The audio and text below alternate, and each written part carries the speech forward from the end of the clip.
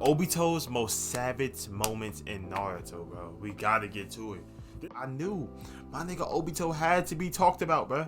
This is a real nigga. If y'all don't know, this nigga's a real nigga, bro. Everything happened full circle because of this man right here. We're about to get into it. I'm not gonna lie. The lore behind Obito and all of that can be a whole hour video. I'm not making an hour video. I'm gonna talk about his most savage moments. What we here to talk about is the most real nigga moments. Him boxing niggas, him running through niggas. For sure, we gonna talk about all of it. I'm not gonna talk about all that stuff we don't want to see, all the sad moments. We gonna be talking about the real nigga moments for sure. Now you know me, I don't waste time. We gonna get into it right now. Now boom, Obito runs up and he sees Kakashi with his hand through her heart. A whole Chidori, boom. He like, yo, ain't that my girl, bro? What's going on? So instantly has the main Genkyou Sharingan simultaneously with Kakashi, and them niggas both awakened it at the same time. That was the cleanest Sharingan reveal ever. He sees a whole bunch of missing ninjas like looking at this nigga like, hey, hold on, who is you, little bro? They do some shuriken at that nigga. He nope. It morphed through that nigga body. So, to like a real nigga at these niggas and started running through this nigga. Morphing through their bodies, bro. They trying to stab his back. You know what this nigga does? That combo is something nice. Boy, I tell you, that combo is something crazy. This nigga did the whole Sharingan combo right through them niggas' body. Right through that nigga body. They stabbed their homie on accident. This nigga jumps up, do a whole 360 jump kick, bro. Breaks all their necks. 1, 2, 3. Break all their necks. I'm like, yeah. This nigga Obito like that, right? So he looking around, he like, hold on, who the next nigga that want the fade, right? This nigga Obito so evil, he just picking out one nigga one by one. He sees one nigga just chilling, he grabs that nigga mask, he puts a knee to that nigga face, broke that nigga whole mask. You see that nigga teeth out and everything. I'm like, yo, I don't even know that nigga, but he shouldn't have went out like that. I'm like, oh yeah, that nigga crazy for sure. So at that point, he's stumping this nigga in the ground. He's punching this nigga in the face, and everybody around this nigga is looking around him like, yo, I ain't gonna lie, I ain't signed up for this, big bro. I'm about to go back home. This nigga crazy. They backing up. They like, yo, this little nigga crazy. He like 12 years old going nuts, and you can't even touch him? Nigga, I'm going back home. Any nigga that I can't touch and he can touch me is a problem. I'm not doing that. So everyone got that memo. They like, whole time, I don't want to do it. This nigga turns around like, whole time, y'all still here? I gave y'all niggas the memo. Like, nigga, leave. I'm crazy. And you still here watching? I'm going to give you something to watch. All you literally see is just the moon turning red and everybody yelling around him, just screaming, just screams of terror, bro. And at that point, the next clip is just raining blood. And it's like a whole different scenario. Like, it's like a whole new theme. Like, everything was just red and blood. It was like, I'm like, yo, this is a 12-year-old kid that did that to like 50 ninja, bro. He made it rain blood. I didn't even see a dead body since. I don't know what happened to the bodies. All I see is just blood and it's raining blood. I'm like, yo, this is crazy. Then at that point, he's holding Ren's body and he's like, yo, he said that he's in hell. That nigga felt like he was in hell after that, bro. My nigga, do you understand that this nigga was 12 years old? This nigga was 12 years old and he ran through these niggas like that? And that's not even, this is only the beginning. I want y'all to know, this is literally only the beginning, bro. This is only the beginning, because next up, we got the Nine Tails attack. So boom, this nigga puts a whole genjutsu on the Nine Tails. Tells the Nine Tails to attack the village. Boom, Nine Tails attack the village, right? So they like, hold on, we gotta stop the Nine Tails. But Minato like, hold on, I gotta go stop this little nigga. Got Minato versus Obito. They just looking at each other. And Obito like, alright, this is my sensei, he don't even know. At that point, them niggas started swapping hands. And each other, he throws a kunai through his head, he combos it, cool. My nigga Minato, he like, yeah, I got you now. This nigga put a whole Rasengan through this nigga back. Had this nigga head in the dirt. Before that, this nigga was trying to kill Naruto, and at the end of that, the Nine Tails ended up killing Minato and Kushina, as in Naruto's parents. So y'all know that basically that's how the lore started with Naruto, and how the village hated him because he had the Nine Tails inside of him. They did a seal on him. Y'all know how Naruto is. Obito versus Conan.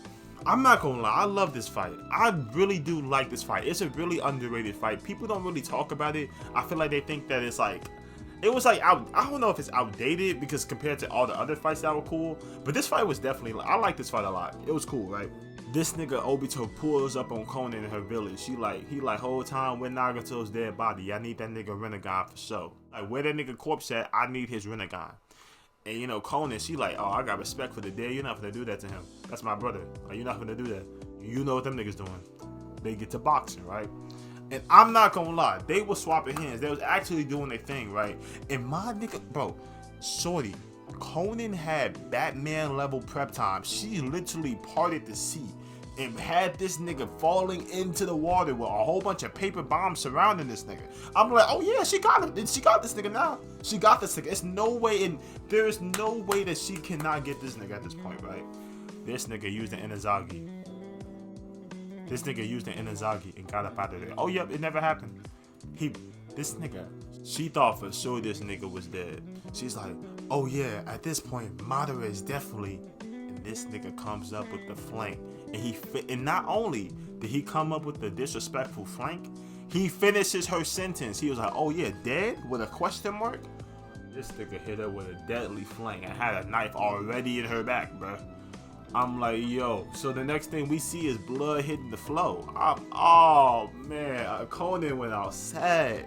And not only did she go out sad, like I said, she had Batman level prep time and she still went out bad.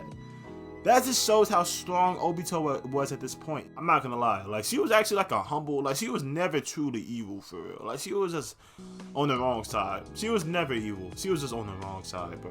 I actually felt bad when she died. I'm not gonna lie to you. Like, no cap. This is no cap. That just shows how strong this nigga Obito was. That nigga was on BS his whole life. You think he about to let her slide with that? Nah. Obito versus Kakashi. Now, this has to be, oh my god. I know y'all gonna get tired of me talking about this fight. This fight was freaking amazing. I always talk about the perspective of Kakashi because that's my like favorite character. But like, if you really think about the perspective of Obito in this fight, that nigga was really like dogging this nigga the whole time. I'm not gonna lie. I ain't gonna lie to you. He was really dogging that nigga Kakashi. Like, no cap. He was really trolling. The whole time in the beginning of the fight, that nigga kept putting him in the genjutsu. He's like, alright, Kakashi like, whole time, bro, look, come on, quit the games, bro. Let's box. Like, come on, quit the genjutsu. Let's fight for real. Come on now. And then at that point, they niggas got to swapping hands. This fight was a freaking masterpiece, bro. You cannot get better than this. And hand-to-hand combat in Naruto, there's no possible way. There's no scientific way that you can ever have a hand-to-hand combat this clean. There has been fights that came close to being this clean when the hand-to-hand combat, but had never like this. Never like this. Just watch the hands real quick. I don't even gotta say nothing. Just watch the hands. Yeah, he like, oh yeah, I got you now. This nigga takes his hand and does a whole fireball jutsu. Any man that grabs your hand and makes you do a jutsu in the ninja world, I'm not gonna lie, that was wildly disrespectful. I don't know why that nigga Kakashi let that happen, bro. She really let a nigga grab his hand and do a jutsu with it. I still think about that to this day. And I ain't gonna cap, sometimes I just be randomly thinking about that time Obito did that to a nigga in a fight. Like, I would never think in a fight I would grab a nigga hand and make him do a jutsu. That nigga Obito was like that for sure. And it worked too. Like, this nigga did a whole backflip and then did a fireball jutsu. I'm like, oh crap, this nigga nice. Make a take on this fight, and y'all might agree, Obito could have easily won this fight. Like, the reason why they prolonged this fight as long as they did was because a simple entertainment. They wanted Kakashi and Obito to just duke it out.